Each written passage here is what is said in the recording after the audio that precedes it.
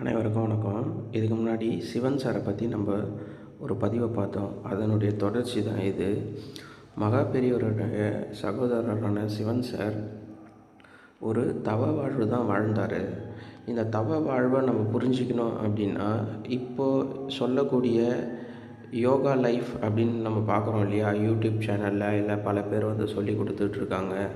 அந்த மாதிரி பயிற்சிகளெல்லாம் நம்ம கேள்விப்படுறோம் இல்லையா. அதுடைய அடித்தளம் என்ன அப்படின்னா, இயமம், நியமம், ஆசனம், பிராணாயாமம், பிரத்யாகாரம், தாரணை, தியானம், சமாதி. ஒரு சிலர் மட்டும் என்ன பண்ணுவாங்க அப்படின்னா, முற்பிறவி தொடர்பின் காரணமாக நேரடியாக அந்த யோக நிலையிலேயே திளைத்திருக்கக்கூடிய ஒரு ஆற்றல் பெற்றிருப்பாங்க. ஒரு எடுத்துக்காட்டு சிவன் சார் மாதிரி. அதாவது தியானத்துக்கே நேரடியாக வருவாங்க. ஆனால் நம்மலாம் பார்த்தீங்க அப்படின்னா, அதுக்கு முன்னாடி கிட்டத்தட்ட ஒரு 6 படிநிலைகள் இருக்குது. இயமம் இருக்குது, இயமம், ஆசனம், பிராணாயாமம், இது மாதிரி நிறைய ஸ்டெப் இருக்குது. இல்லற வாழ்க்கையில் இருக்கிறவங்க என்ன செய்கிறாங்க அப்படின்னு பார்த்தீங்கன்னா, நேரடியாக யோகாவையும் பிராண பயிற்சியும் செய்ய ஆரம்பிச்சிடுறாங்க. இதனால் அவங்களுக்கு ஏதாச்சும் பலன் கிடைக்குமா அப்படின்னு பார்த்தோன்னா, கண்டிப்பாக வந்து பலன் கிடைக்காது. இதெல்லாம் தவ வாழ்வு மேற்கொள்ளக்கூடிய நபர்கள் செய்யக்கூடிய பயிற்சின்றதை மக்கள் புரிஞ்சிக்கணும். அந்த பயிற்சியுடைய தன்மை என்னன்னு தெரிஞ்சு அதை செய்தால் மட்டும்தான் நமக்கு பலன் கிடைக்குமே தவிர்த்து, ஒரு ஆர்வக்கோளாறுனாலேயோ இல்லைன்னா மிஞ்சிய ஒரு என்ன சொல்கிறது, ஒரு ஆணவத்தினாலேயோ இந்த பயிற்சிகளை செய்யக்கூடாது. அப்படி செய்தால் பலனுக்கு பதிலாக நமக்கு வந்து என்ன ஆகும்னா பலவீனம் தான் ஏற்படும்.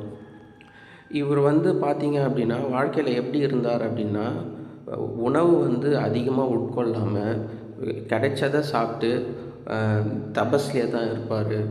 அது அவருடைய வாழ்ந்தவர்களே அதை சொல்லக்கூடிய ஒரு எடுத்துக்காட்டாக இருக்குது. அதுவும் இல்லாமல் மகா பெரியவரே சில காலகட்டங்களில் சொல்லியிருக்காரு, சிவன் அவருக்கு வந்து பார்த்தீங்க அப்படின்னா 3 விதமான பாஷை தெரியும் அப்படின்ட்டு. என்னென்னா, விலங்கு பேசுகிறது தெரியுமா, பறவைகள் பேசுகிறது தெரியுமா, மனிதர்கள் பேசக்கூடிய அந்த மொழி தெரியும் அப்படின்ட்டு.